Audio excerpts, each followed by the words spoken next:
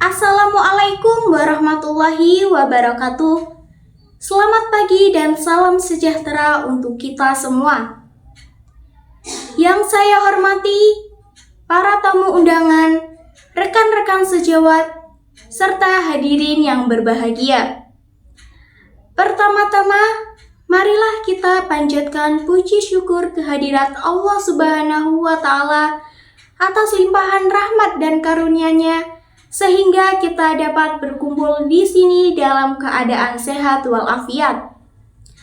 Kehadiran kita di sini hari ini menunjukkan betapa pentingnya pembahasan tentang bagaimana budaya gotong royong dapat menjadi landasan kuat dalam membina dan membangun kehidupan masyarakat yang lebih baik.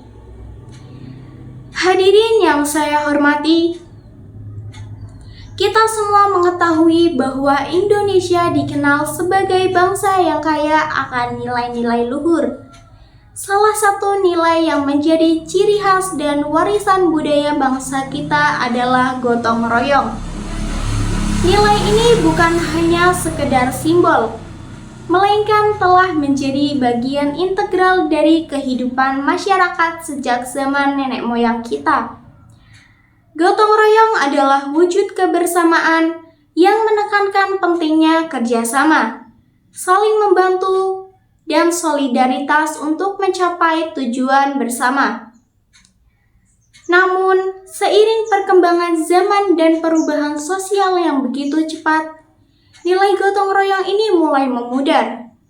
Individualisme dan kehidupan modern yang serba cepat membuat banyak orang lupa akan pentingnya bergotong royong dalam menjalani kehidupan sehari-hari.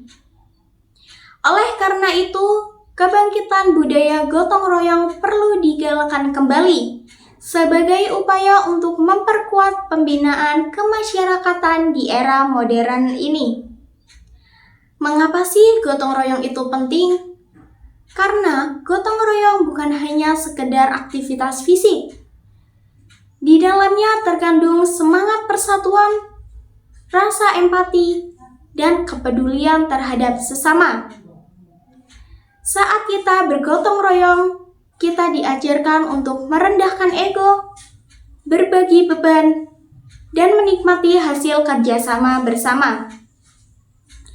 Hal ini bukan hanya mempererat hubungan antar individu, tetapi juga membangun kekuatan komunal yang luar biasa. Hadirin yang saya banggakan, membangkitkan kembali budaya gotong royong di tengah masyarakat tidaklah mudah, tetapi juga bukan hal yang mustahil. Ada beberapa langkah yang dapat kita ambil untuk mencapai tujuan ini. Yang pertama, kita harus mengintegrasikan kembali nilai-nilai gotong royong ke dalam kehidupan sehari-hari, terutama di lingkungan keluarga. Keluarga adalah unit terkecil dalam masyarakat yang memiliki peran penting dalam menanamkan nilai-nilai luhur kepada generasi muda.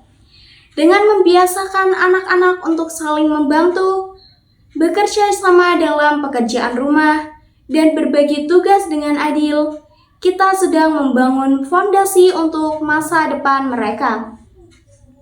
Yang kedua, peran pendidikan formal juga sangat penting. Sekolah tidak hanya berfungsi sebagai tempat menimba ilmu akademis, tetapi juga sebagai wadah untuk menanamkan nilai-nilai sosial. Kurikulum pendidikan perlu diatur sedemikian rupa sehingga kegiatan gotong royong dan kerjasama tim menjadi bagian dari pengalaman belajar. Melalui kegiatan ekstrakurikuler seperti bakti sosial, proyek lingkungan, dan kerja kelompok, para siswa dapat merasakan manfaat langsung dari gotong royong dan membangun rasa kebersamaan sejak dini. Yang ketiga, penting bagi kita untuk membangun infrastruktur sosial yang mendukung kegiatan gotong royong. Misalnya, dengan menyediakan ruang-ruang komunitas, balai warga, atau taman bersama yang dapat menjadi tempat berkumpulnya warga. Di tempat-tempat ini, masyarakat dapat berkumpul untuk berdiskusi, merencanakan kegiatan bersama, atau sekadar bersosialisasi. Lingkungan yang mendukung interaksi sosial ini akan menghidupkan kembali semangat gotong royong yang mungkin telah lama terpendam. Hadirin yang berbahagia, pemerintah dan pemangku kepentingan lainnya juga memiliki peran yang tidak kalah penting dalam membangkitkan kembali budaya gotong royong. Kebijakan yang mendukung partisipasi masyarakat dalam kegiatan sosial harus dikembangkan dan diterapkan. Misalnya, dengan memberikan dukungan untuk program-program pemberdayaan masyarakat yang berbasis komunitas, sehingga setiap warga merasa dilibatkan dalam proses pembangunan daerahnya. Program seperti gotong royong massal untuk membersihkan lingkungan, membangun fasilitas umum, atau mengatasi masalah-masalah sosial dapat menjadi contoh konkret. Dengan demikian, masyarakat akan merasakan bahwa mereka memiliki tanggung jawab dan peran aktif dalam membangun lingkungan tempat tinggal mereka. Ini bukan hanya akan memperkuat rasa memiliki, tetapi juga menciptakan ikatan sosial yang lebih kuat di antara anggota masyarakat.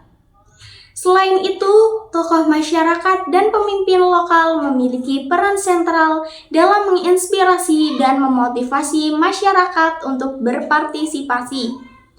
Pemimpin yang memberikan contoh dengan ikut serta dalam kegiatan gotong royong akan lebih dihormati dan diikuti oleh masyarakatnya.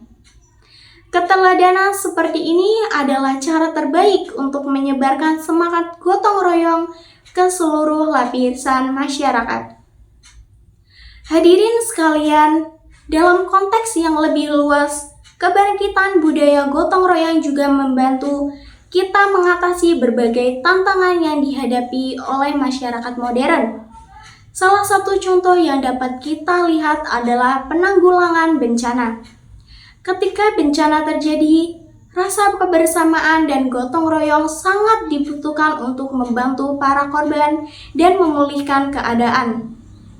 Saat masyarakat bersatu padu dalam membantu sesama, pemulihan pasca bencana dapat berjalan lebih cepat dan efisien. Ini menunjukkan bahwa gotong royong bukan hanya tradisi, tetapi juga solusi yang relevan di masa kini.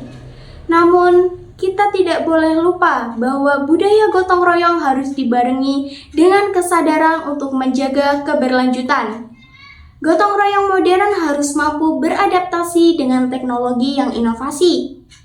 Misalnya, platform digital dan media sosial bisa digunakan untuk mengorganisir kegiatan gotong royong, seperti mengumpulkan bantuan, menggalang dana, atau membagikan informasi penting kepada masyarakat. Dengan memadukan semangat tradisional dengan teknologi modern, gotong royong dapat terus relevan di era digital ini. Hadirin yang saya hormati, kebangkitan budaya gotong royong bukanlah sesuatu yang bisa dicapai dalam sekejap. Ini membutuhkan komitmen, kerja keras, dan kesadaran dari semua pihak, dari keluarga, sekolah, komunitas, hingga pemerintah. Semuanya harus memainkan peran masing-masing untuk menciptakan masyarakat yang lebih solid dan harmonis. Hanya dengan semangat gotong royong, kita dapat membangun masyarakat yang lebih kuat, lebih inklusif, dan lebih siap menghadapi tantangan di masa depan.